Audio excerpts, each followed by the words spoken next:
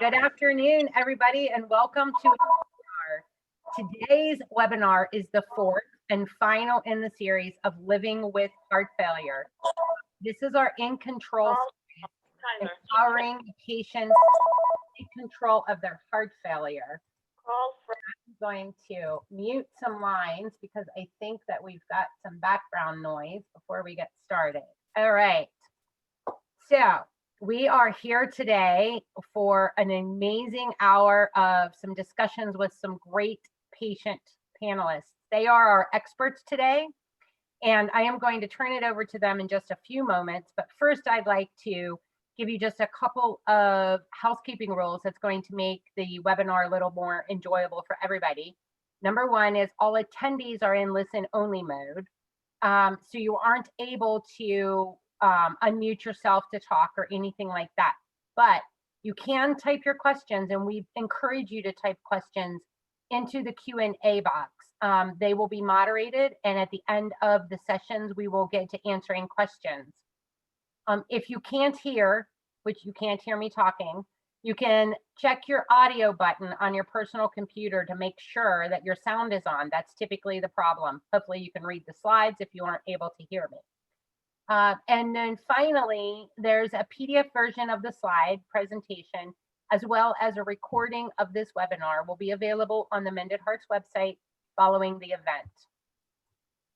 I am Andrea Baer, the Executive Director here at Mended Hearts, and Mended Hearts' mission is to inspire hope and improve the quality of life of heart patients and their families through ongoing peer-to-peer support, education, and advocacy. I'm very excited to let you guys know that you can reach us in a variety of ways at our Mended Hearts website. We also have a myheartvisit.org website where you can get connected with a peer almost instantaneously. We have a heartline that you can call and be connected to a peer supporter. You can set up a virtual visit. You can set up an email visiting. There's all kinds of ways to connect now virtually in our new virtual world. And you can find us on all the social media channels. So please check us out if you haven't yet. But now I'm going to get into why we're all here today. And this is where the excitement starts. So today we have with us Dr. Adamson, and he is going to moderate this panel of experts, and the patients are the experts today. We have with us Ashley, Beth, Bob, and Ed. And I am going to just briefly give you a little bit of a introduction to them because I'm going to turn it over to them and they are going to tell you about themselves here in a moment. Ashley is a heart failure survivor, and she has had the CardioMeMs heart failure system since 2017. Beth has had her system implanted since 2016. Love the dog. Bob has had his implanted since 2018. And Ed since 2015.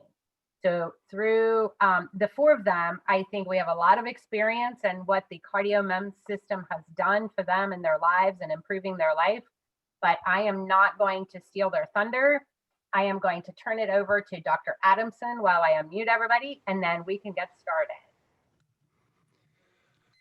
Well, thank you, Andrea, and thank you very much for joining us today. On behalf of Abbott, it's an honor to be a part of the Mended Hearts program and highlight exactly what we hope to do with innovative care, and that is empower people who have to deal with chronic diseases on a regular basis to get control of the disease and improve their quality of life along with the quantity of life. So we are very excited today to be a part of this discussion, and it is so fun for me because I'm not the expert. I'm so excited. I'm a heart failure cardiologist. I've been doing this for about 30 years, but I get to be the guy who looks at the people who are really the ones who are doing the work here. And I want to give a couple of introductory comments. We in medicine have been taught a certain way to deliver medical care, and that way of medical care delivery many times is paternalistic, isn't it? And I get to say that because I'm a physician. I'm not criticizing the system. I'm just saying that's the way it is. But as we move through the modern times of our lives, as well as respond to this horrible pandemic that we're all having to deal with, I think we're realizing that, gosh, we need to change the way we deliver care.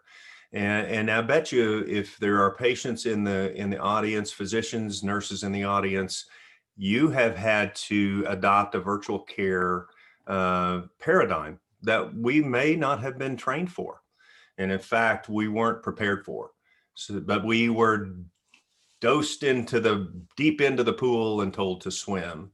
But fortunately, there are innovations that have been established now that we're going to talk about today, particularly the CardioMeMs heart failure system that allows remote assessment of patients and people, both from a physiologic perspective as well as a symptoms perspective. So I want to just briefly outline what we're talking about. The CardioMeMs heart failure system is a micro electromechanical system. Now I say that because it took me a month to be able to say that. I had to practice it every day. So, but a micro electromechanical system is really cool. There's a lot of them in your cell phone, a lot of them in your phone or in your car. The health and the medical application of micro electromechanical systems are a very small percentage of what happens in the world with this technology. But the unique opportunity with this technology is that we can have a sensor inside a body, a person's body, that can give us information without requiring a battery that has to be replaced periodically, and without having to have a lead that has to break or might break or be replaced. All of that's not part of this system. It's just a tiny disc that's implanted to allow us to remotely monitor people who suffer with this disease process. Heart failure is the application, of course, that we've developed this innovation, and it has allowed us now to identify when things change long before people even develop symptoms of change that could be bad, and we can head things off at the pass. And you're going to hear about that today. So I'm not going to spend a whole lot of time on that, but I want you to be aware of what that system is.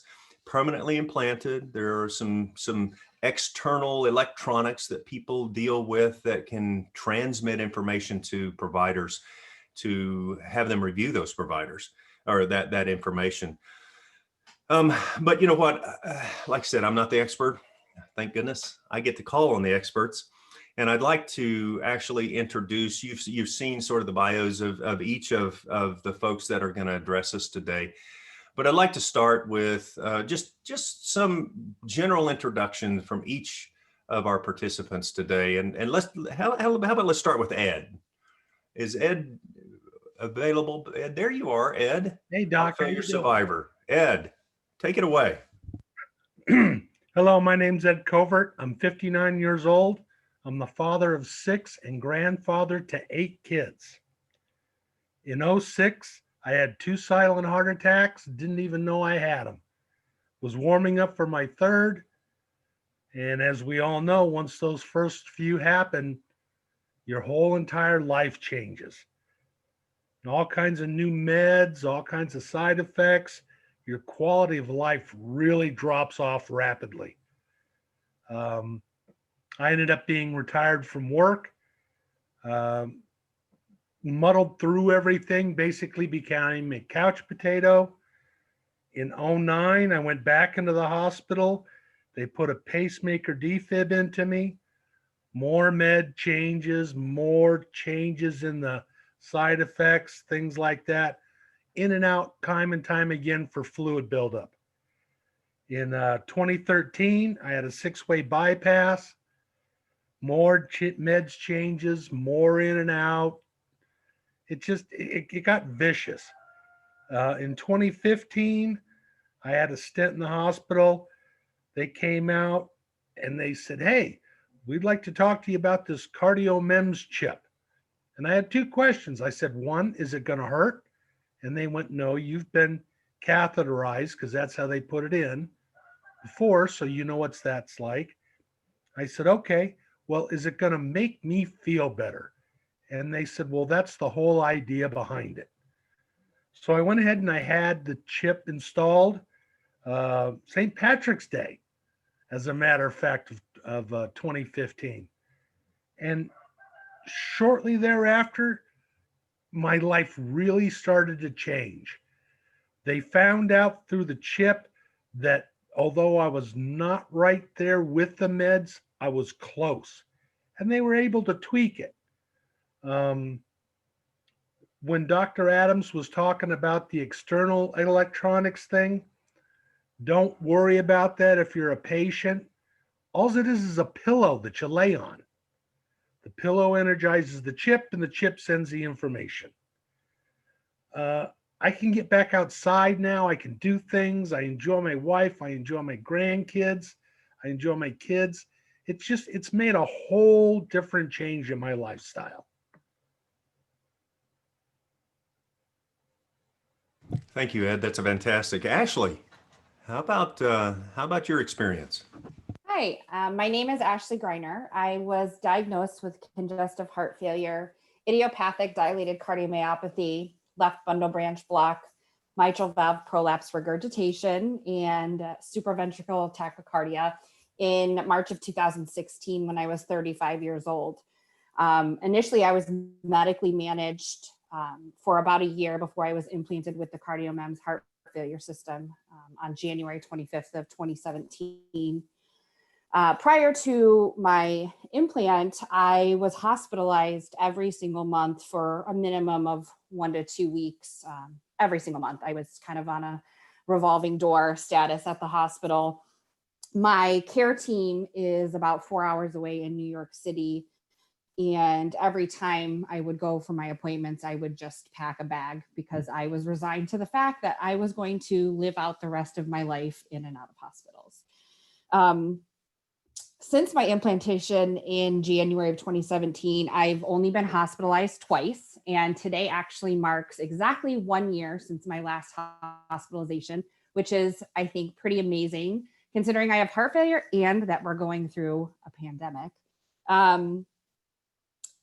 And since being implanted, I have kind of found a new lease on life, and it really opened my eyes to the possibility and the importance of, sharing this wonderful technology with people. And since my implant, I've become a patient advocate, and I have started a heart failure caregiver and patient support group that has members all across the world. We have about 3,000 members right now.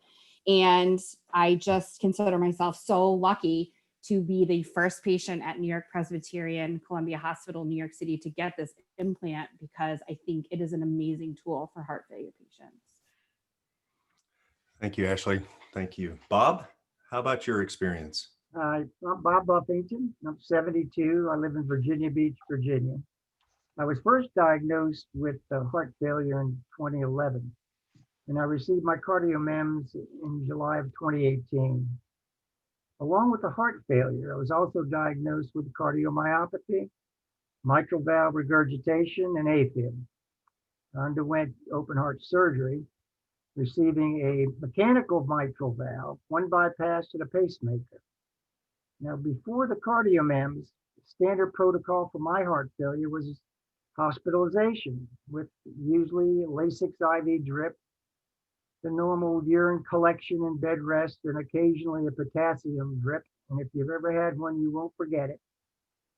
I had all the symptoms that everybody has with heart failure: constant fatigue, abdominal and ankle swelling, shortness of breath, inability to climb stairs, all the regulars. Now, the more heart failure episodes I experienced, the more, this is important.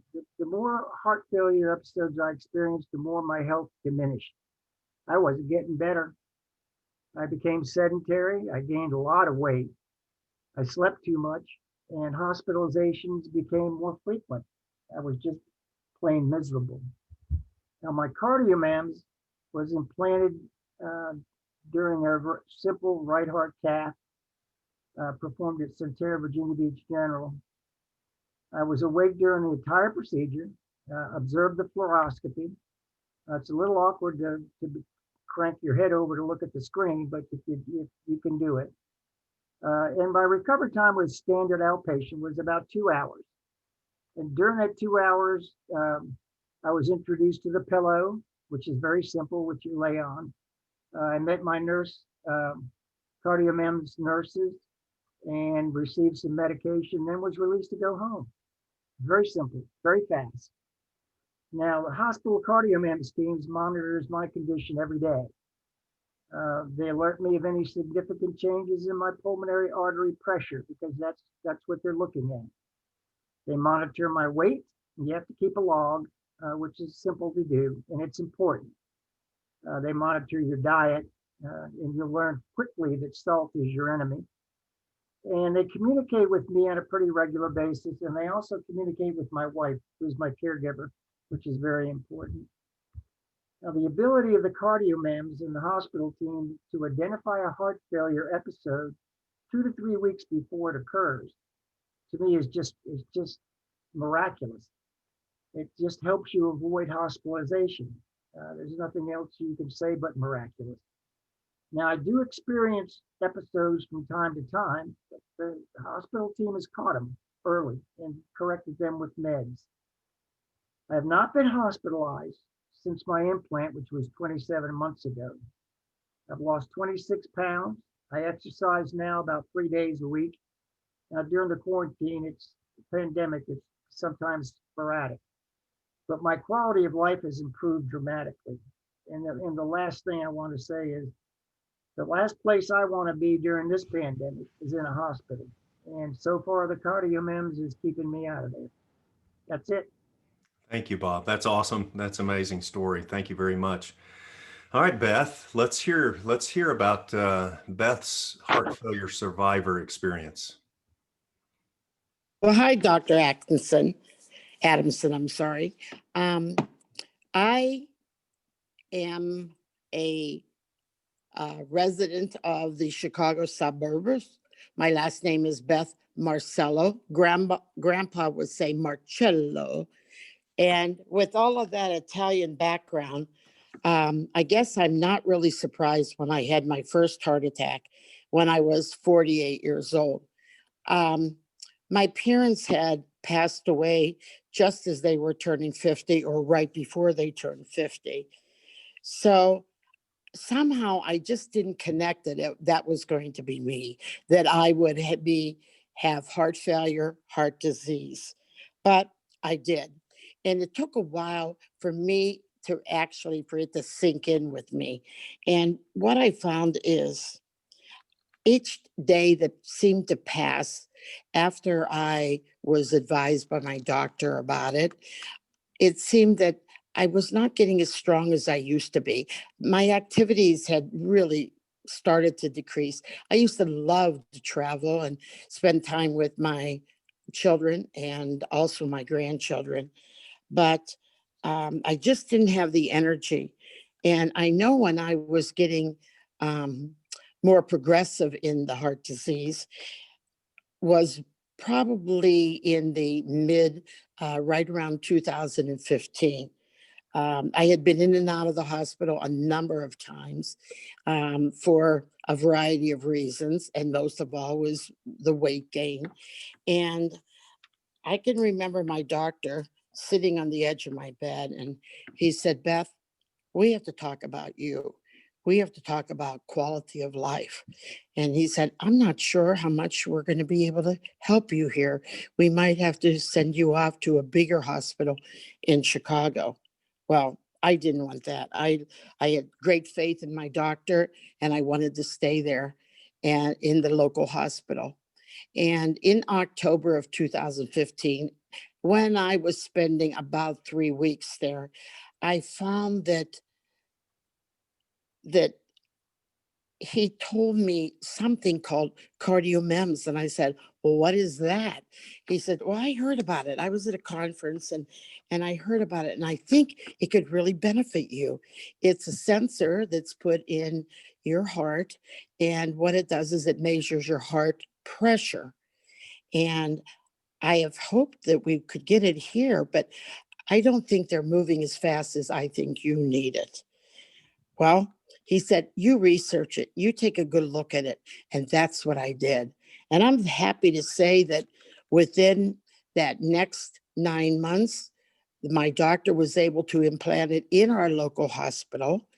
What a difference it made in my life. I found that because he was able to regulate, and actually the CardioMeMs team was able to regulate so many of my meds and make appropriate changes instead of having to rely on doing another angiogram and another angiogram. I had my implant done September 9th of 2016. And since that time, I have not been in the hospital. How great is that? I used to be a frequent flyer. That's what my family thought. But now I'm enjoying life, enjoying the grandchildren, and traveling. And that's my story.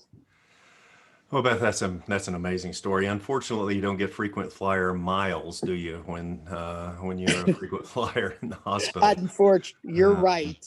But I tell you, you know, that you've heard these stories of how this is done and what kind of impact this can have on folks who suffered dearly from this disease that strips everything from you, and giving that back to our survivors is one of the things that just makes my life very, very happy to see it happen, and to to discuss this kind of impact in our patients.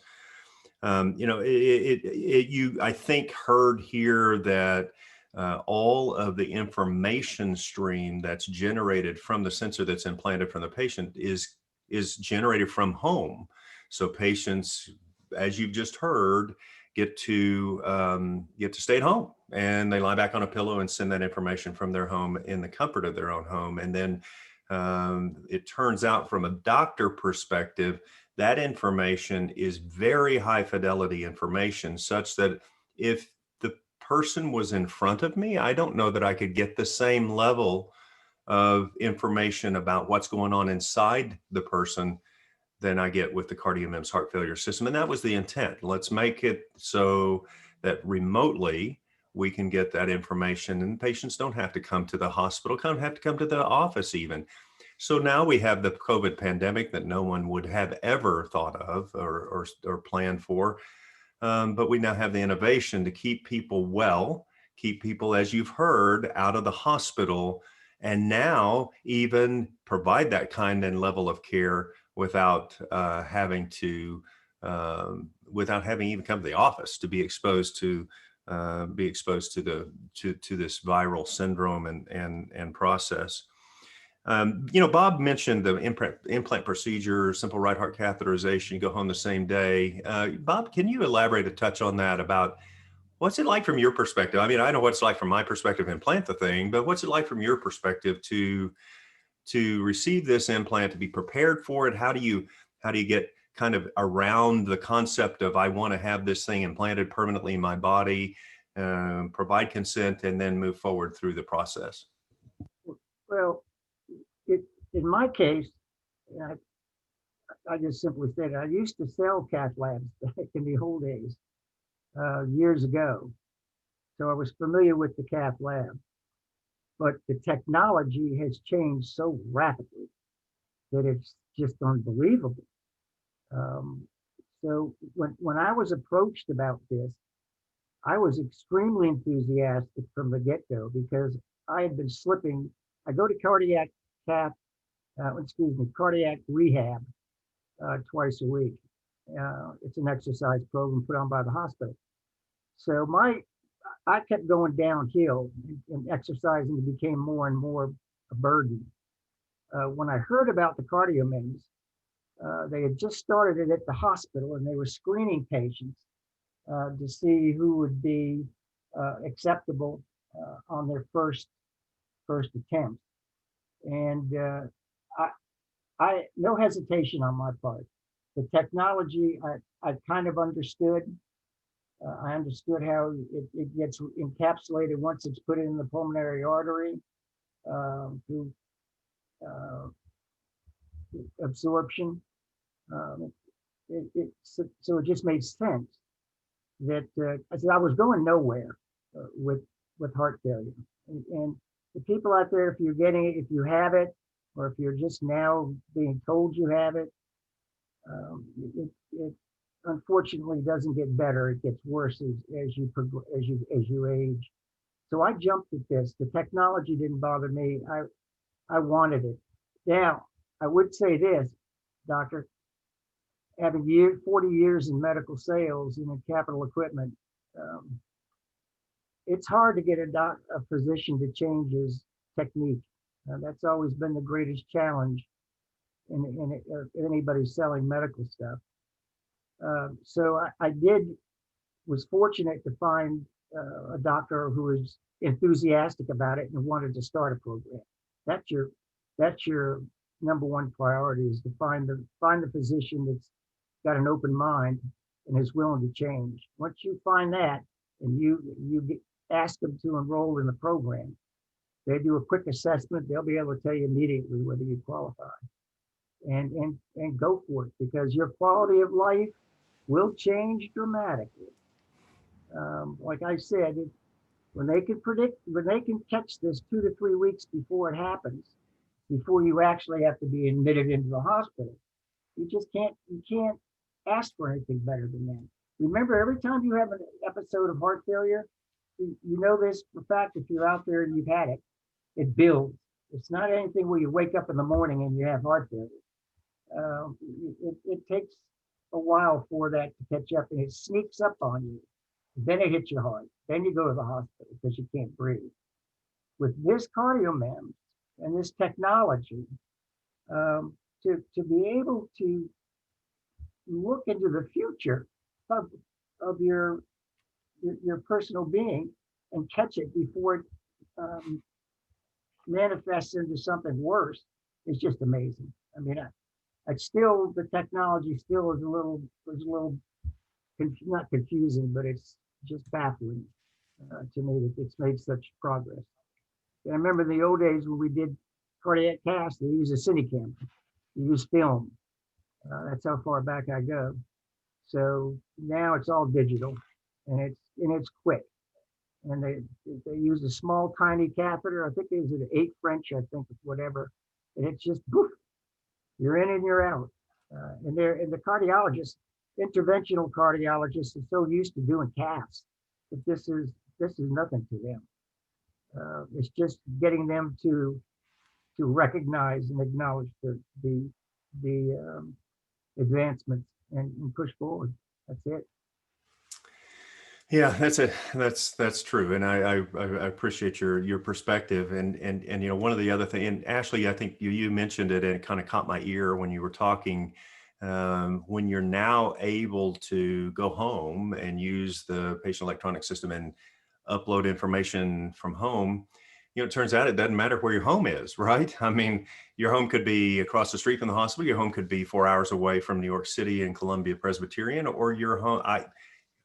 I actually had the honor one time to help change medications in a person who was living in Oklahoma City, and I was on vacation in Barcelona, Spain, and I thought, wow, you know, I can manage that patient just as well in Barcelona. So I asked my boss if I could have an office there. That didn't work out very well. But the point is, the distance no longer matters. And Ashley, tell me about that. It seems to me, at least from a doctor's perspective, that distance doesn't matter, and that it doesn't matter. You're 4 hours away. You're instantaneously connected to your doctors. Is that how you feel? Absolutely. You know, when I was initially diagnosed, I'm here in upstate New York, and we have a great local hospital. You know, it's actually probably as big as some cities' hospitals, but they weren't fully equipped to deal with the severity of my heart failure. When I was first diagnosed, my ejection fraction was less than 5%, and I was in the ICU for 3 months. So I was transported downstate to, as I said, New York Presbyterian Columbia Center for Advanced Heart Failure. And you know, that's really the team that I forged my bond with, and they became my care team. And, you know, for me, it was a no-brainer. I had already gotten the pacemaker defibrillator implanted. And, you know, this was, you know, I had been told, and it's less intrusive, much easier recovery. It's literally like just getting a right heart cath. And, you know, so I was all for it. And when I was first diagnosed, like I said, your appointments are much more frequent in the beginning. And I was going every 2 weeks to New York City, and I was packing a bag, anticipating staying there. And also worried when I wasn't near New York City that if I got too bad, would I need to go to the local hospital, or would I be able to make it to my main hospital 4 hours away? Since getting the implant, so much of my care has been managed remotely. Not only just 4 hours away, I have traveled all over the country since my implant. And, that's a huge concern. I think when you're traveling, is not knowing if you're going to have to visit a local hospital, because, in actuality, you really don't want people, doctors and nurses included, kind of involved in your care if they're not, used to you or your medical history. So, I've been very fortunate. As I was the first person, I kind of have grown how the hospital has monitored me remotely has grown as I've had the implant. We now have a system set up where I get a remote call, like a robo call, saying that my pressures are fine after the weekend kind of goes by. And then at the end of the week, I get an email through the patient portal that says my pressure ranges, as long as they're in normal range. And if there's an issue, I am contacted by someone on my heart care team, and we discuss my current symptoms, my weight, kind of what my pressure numbers were, and if and how I should adjust my meds going forward, and for how long. And so it's been really, really easy. A lot of people have a lot of different type of fluid issues. And I think the most common is that, a lot of us retain fluid, but I'm kind of in a unique position where my pressures will be very, very low, but I will be retaining fluid. So technically I'm dehydrated, but still having fluid retention, which is a really difficult problem to fix. So once it's kind of like a foregone conclusion, it's like you're, trying to play catch up. But with the CardioMeMs, my doctors can see if my pressures are trending downward. That combined with, my information that I log, like my weight, we can predict when something's going to happen, and we will either increase my diuretics or decrease them. And, it's really, it's the sole reason why I have stayed out of the hospital for the most part over the past 3 years. And, in conjunction with this pandemic and heart failure and heart patients in general being in a high risk category, obviously we don't want to let the care of our diagnosed conditions go untreated, but we're a little hesitant maybe to be seen in a doctor's office or hospital setting. But this has really allowed me to, have the confidence to stay home and know that if there's an issue, the CardioMeMs will catch it and we will go from there. And it's also given my doctors the, they know that they can trust the readings on the CardioMeMs, and they can rely on that, and that our virtual visits, we may not see each other, but they have the full picture of that moment in time, what my heart failure is like. So it's been extremely helpful. Well, you bring up a bunch of things there that I really think are important, particularly about how if you look back and think about what it was like before CardioMeMs and how those medication decisions were made. Obviously, they were made in the hospital because you spent half the time of the month in the hospital. And I think really knowing what those pressures are, which is what we really try to do when we have face-to-face encounters with folks, is to get an assessment of how much fluid is in their systems so that we can appropriately dose medications, particularly diuretics, to keep the fluids under really close control. But, frankly, I can only see people once a week, maybe once every 6 weeks. But if you drive 4 hours, that's tough to do. So now remotely, it really kind of takes the guesswork out of all that. And Ed, I think you had kind of that experience too of no longer do we have to guess, do I have to increase, decrease, hope for the best on diuretics, or just come into the hospital? Now Well, tell me about your experience with that. I've been a patient advocate for Abbott for a couple of years now, and this chip has just made so much of a difference. I don't have to guess.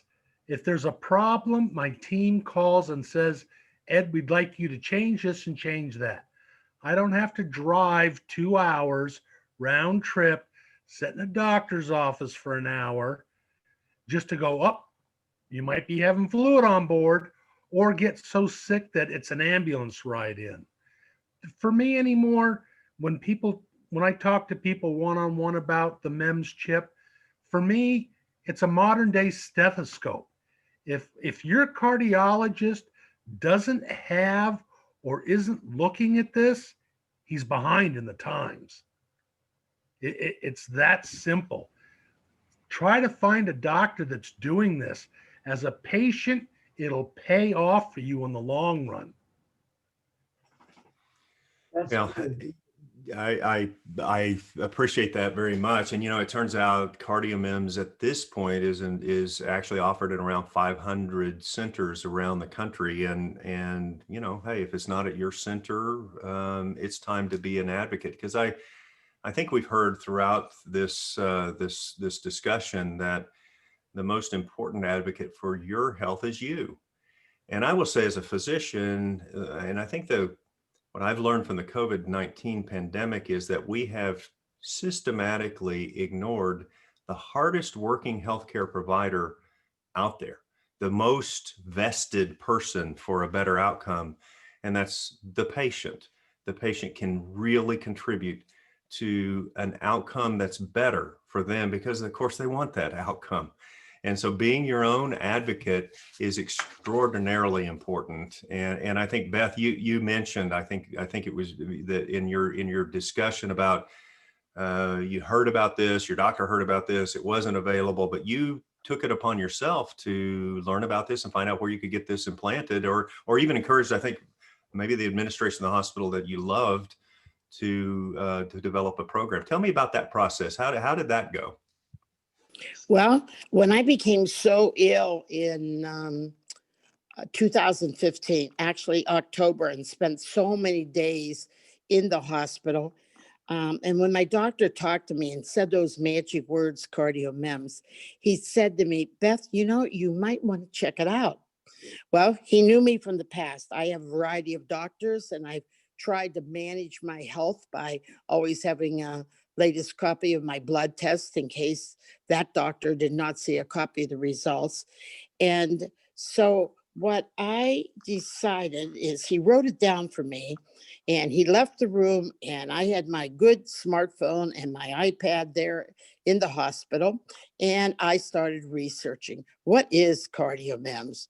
What's it all about? He told me, he says, well, you look it up, see what you find. Well, there was a lot out there, but there was not enough for me.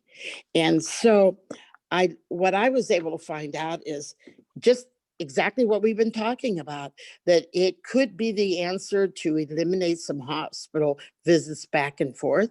It could be, instead of continually getting those angiograms, it was a way of daily monitoring and catch it before it becomes a real problem. So he came back in the room and he says, so what do you think? Did you find out anything about the CardioMeMs? And I started rattling and tell him all about it. And he says, okay. He said, good. And he said, I wish we could get it in this hospital. And I said, let me see what I can do. Well, see, I had lived in my town for a total of 40 years when I became so ill in 2015.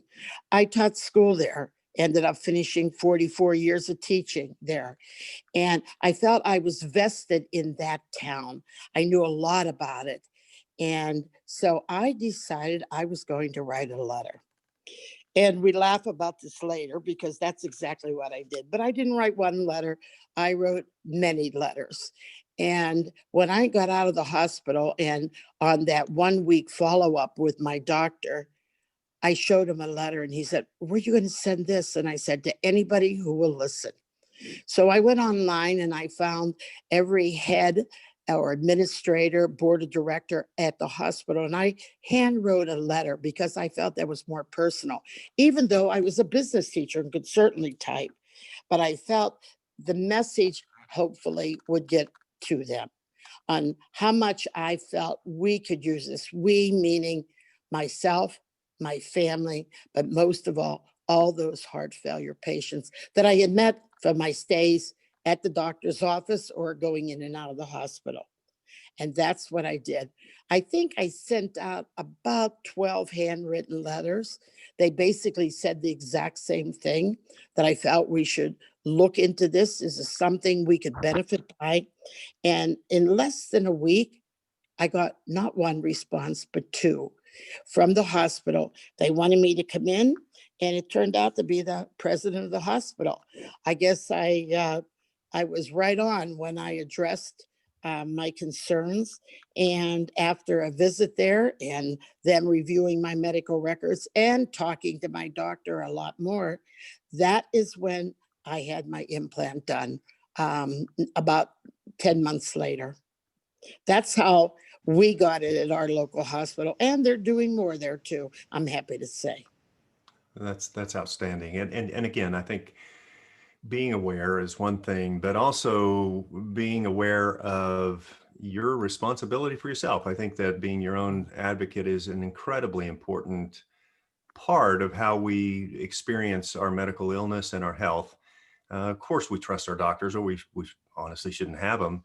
Get someone we can trust, but that trust is very important still. I think being able to know what's out there and know what's available for us is very important. Well, I'd like to actually say a few words from my perspective, and then I bet you, now that you heard from the experts, that the audience has multiple questions. So I want to move to that so that we can get to the questions and answers. I will tell you that this technology is evolving. We continue to see more and more opportunity for us to help new patients who suffer with heart failure. We believe that there's many iterations and innovations that can happen with this technology, with the sensor-based concept. And we look forward in the near future within a year to bring more and more innovations to make this easier and easier to accomplish what you've heard today. So you can learn more by visiting the website you see on the slide today, stayaheadofhf.com, or email the CardioMeMs ambassador at abbott.com if you have specific questions for individuals. If you want to talk with someone about their experience with CardioMeMs or many of our other technologies, for CardioMeMs, you see the number there, 8554-CMEMS-HF. So I'm going to close there in my perspective, but I want to take the next 15 minutes or so to entertain questions from the audience. And Andrea, I believe you have the keys to the questions. I do. Thank you all so much. And I loved listening to the stories and the information from our experts on the panel. We appreciate that. So we've got quite a few questions. And so I'm going to direct them to people that I think could answer them. But if somebody else has an opinion, they can always feel free to jump in. The first question is, can you explain the difference between CardioMeMs and a CRT device? So this is probably a doctor question. I don't know. Maybe Ashley would like to take a shot at that. Sure. I actually have the St. Jude's biventricular pacemaker defibrillator. I was implanted with that about 9 months before my CardioMeMs. I think it's, they're very different. I think the CRT pacemaker, as some people call it, it plays a more active role in your health, in your heart health. It paces you out of irregular rhythms. It also makes sure your heart rate doesn't drop below a certain rate, and it can correct a couple of problems, like in my case, left bundle branch block. The CardioMeMs is it doesn't play an active role in treating your heart failure. It's more of a tool to manage your healthcare and your heart failure. Kind of like on a daily basis, we use a scale to weigh ourselves, a blood pressure cup to take our blood pressure, a pulse oximeter to know our pulse and our oxygen saturation. It's in that realm of devices, and it doesn't necessarily fix any problems, but it gives your doctors and yourself the information to fix problems. Ashley, I don't know if I could embellish on that much more, but of course I'm a doctor, so I'm going to have to. But I think I think that you said it exactly right. I think that in terms of cardiac resynchronization therapy, which is what CRT stands for, that's an electrical intervention from a pacemaker that corrects a problem with the heart's electrical system, and that allows the heart walls to beat more in synchrony and improve the output of the heart. And that happens every beat. So that's synchronized with the heartbeat and delivers impulses where they need to be delivered to correct this left bundle branch block that you mentioned, Ashley, that essentially leads to the walls moving at the wrong time. So that active treatment with a CRT device coupled with a defibrillator does exactly what you've described. And the CardioMeMs system does exactly what you described too. They're implanted totally differently. The CRT device has a battery. It requires a battery to deliver its therapy, and then they'll cut like 3 leads to control the heart, and that battery over time has to be replaced. But and CardioMeMs doesn't have that. But so I think, Ashley, you did a fantastic job. I'm just having to be doctorish and embellish a touch. So, Andrea, do we have any other questions? Yeah, absolutely. So can patients with heart failure who have an ICD also have the CardioMeMs? And maybe I can just quickly answer that one. Yeah, absolutely. In fact, most people who have the kind of heart failure where the heart muscle is very weak, most people have both cardiac resynchronization therapy and or a defibrillator. So absolutely, we've tested this very completely in patients who have these devices already implanted and have already benefited from them. So CardioMeMs is an adjunct and very synergistic with all of the other devices we have to help folks with heart failure. Great. So I have been given information that Ed will know the answers to the next question. So the next question is, what does it look like? I can tell you that you can look on the website that we just had linked on the last slide and watch a video of it and see it. But Ed, can you describe it for us? Sure. The device itself is no wider than 2 grains of white rice, and it's not as long as 2 grains of white rice. It's a small, very small thing. The biggest thing about it, in my opinion, is there's 2 wire loops on the end of it, and they use those loops to keep it in place. I have one. I wish I'd taken a picture and put it up for everyone to see. Abbott was nice enough to give me one that didn't quite work right, but you could show it. Really, it's the whole thing is no longer than my pinky fingernail is wide. It's almost nothing. Wow. Looks like an infinity loop or a bow Exactly. tie. Yes, it does. A miniaturized one. Yep, that's it. Great. That's really amazing. So who is eligible for this device? Well, currently, people who have been hospitalized in the last 12 months, and you've heard that just about, well, everybody here was hospitalized multiple times, but at least one hospitalization in the 12 months before considering implanting the device. And in people whose symptoms continue to really plague them, what we call in doctor terms, New York Heart Association Class 3 symptoms, which means that I think it was Ed maybe that, or maybe Bob, maybe it's Bob that brought it up. They can't walk up a flight of stairs, can't walk out and get the mail and get back without feeling short of breath and stopping. So the minimal exertion makes you feel short of breath. Feel comfortable at rest, reasonably comfortable at rest, but you really can't do much more than that. Those are patients currently who have a clear indication for this from an FDA approval perspective. We're investigating currently to discover if other folks with maybe less severe symptoms may benefit as well from this approach. So this will evolve in the next 6 months to hopefully, or maybe a even broader population of folks who may be able to benefit from remote monitoring with CardioMeMs. Great. So does Medicare cover this? Covered mine. Yes. Yes. covered mine as well, along with private insurance, but Medicare picked up the chunk. Great. Excellent. That's good to know. So can you compare this to other monitoring devices that are out on the market? I don't think Or are there there any. anything else that compares to it? I don't think there are any. Did I? No, the only thing I can remember is I actually had the defib vest for a while. That was horrible.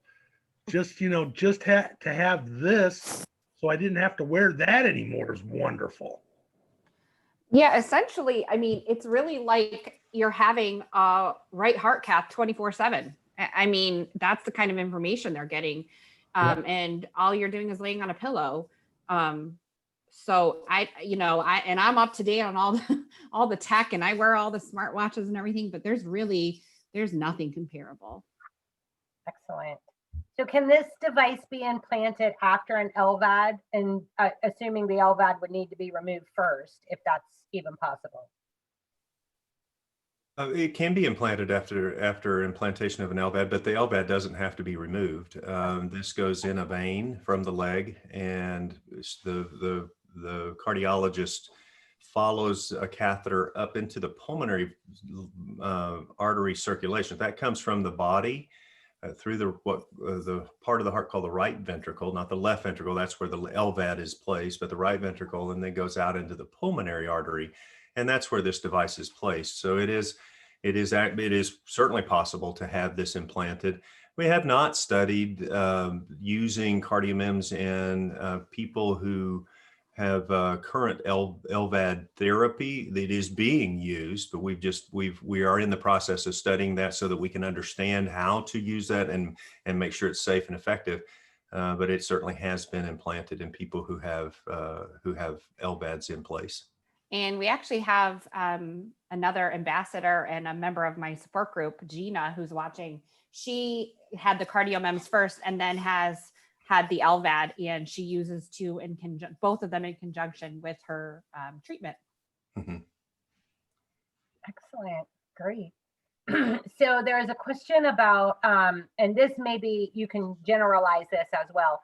It says that, is there a hospital in Idaho that is using this system and the doctor that is doing the procedure? So could you just maybe speak about how people would go about finding a hospital in their area or a doctor in their area that is able to use this device? Certainly, you can call that number, I think, and that I put up earlier, and the folks on the line can also help with resources. Again, there are about 500 centers in the country that implant CardioMeMs actively. That number is growing daily. I mean, we see a great interest in implementing programs throughout the country and throughout the world, honestly, to utilize this in remote monitoring of patients with heart failure. So I think that, our website, our Abbott.com website as well can guide patients to find providers in their local area. And I don't know if one of our crew, maybe Mary or someone else, might want to clarify on that a little bit better than my answer, but there are resources where we can find a provider near you. Great, thank you. All right, so I am going to give the audience one more announcement that we can take a couple of more questions. If anybody has anything that they'd like to ask, please ask now. And I am going to give Jody a moment to check the chat box, the moderator on the backside. And if there are no other questions, I will wrap it up and give everybody just a moment to say a few last words. All right. There was another question about Virginia hospitals that do this. I assume it would be the same question, as that they can look up and. There are several. Yeah, there are several in Virginia. Mm-hmm. Great. Okay, well, I will pass it back over to you, Dr. Adamson, and you can end it all and let everybody say goodbye for the day. Okay, thank you very much. I think, this has been, I don't know about you, but I've just been exhilarated by the fact that I see people take that menacing disease and just look it in the eye and come out as a survivor, and to have a strategy and an outlook of life that is so wonderful. So I appreciate so much each of you joining us. And why don't we go down the line and just, if you can give it, we have a total of about 5 minutes left, and maybe any closing thoughts, things that you can tell people that you want to make sure they walk away with. Ed, why don't we start with you, since we started with you at the beginning? Quick parting shots here. For patients that are thinking about this, it doesn't hurt. There's no side effects to it. You go in, you have it done, and literally every day, your part is you lay on a pillow and you push a button. All the information gets sent to your doctor. You don't have to drive anywhere. You don't have to change clothes. You can do it in your jammies, whatever you want to do. But it's a tool that's going to end up elongating your life and increasing your quality of life. Take the time, talk to your doctor, and look into this. Thank you, Ed. Thank you, Ed. Ashley, you've developed some advocacy programs and just done such a fantastic job. Thank you. So tell me, what are your go-to moments and parting thoughts here? I just think, if you want to do something to kind of take control of your life and take back control of a disease and not let it define you or, prohibit you from doing things that you love, then the CardioMeMs is definitely something you should look into. If you're chronically in the hospital, it doesn't have to be that way. You don't have to live your life in a hospital. It's something we have to manage and something we have to deal with on a daily basis, but it doesn't have to control everything you do. Awesome. Hey, Bob, how about you? What would you leave our audience with as a parting shot? With this, remember that your cardiologist has been treating heart failure with diuretics forever. They call them, they call you, but that's what they do. You need to find an interventional cardiologist or a cardiologist that's got an open mind. Because if you don't, what's going to happen is you're going to stay on your diuretics. You're going to go to the hospital. Remember, every time you call your hospital, you usually get a recording that says, if this is an emergency, call 911 or go to your ER. Well, that's how heart failure is treated most of the time. It doesn't have to be this way. You can improve the quality of your life tremendously. You just got to find the right doctor in the right facility that are doing the CardioMeMs and inquire about it. You'll find out that it's not difficult. But until you do that, if you just keep going to your regular cardiologist and they keep giving you diuretics and telling you to call or go to the hospital, you're not going to get better. You're just prolonging your agony. So get proactive. That's what you have to do. Yeah, absolutely. Thank you, Bob. Hey, Beth, 44 years of a teacher in the same area, you must be famous and have mentored so many people who have been so successful. Thank you for that impact on the world. It's amazing.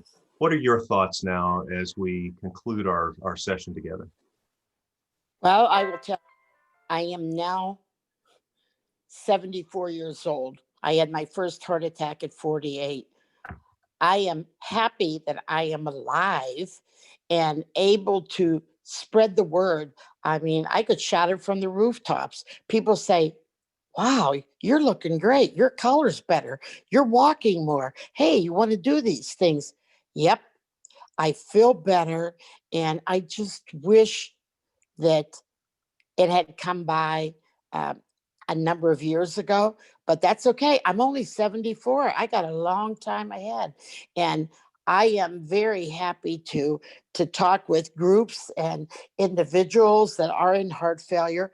I've had that opportunity through my local Abbott representative, and to attend and to go various meetings in the Chicagoland area because I believe in this product. I believe in this sensor. CardioMeMs has really made a difference in my life. And I'd like to see everyone have the opportunity to take advantage of this wonderful medical direction. Well, thank you very much, Mended Hearts, for this grand opportunity to hear from the experts. And Andrea, I think we've had a great webinar. Thank you.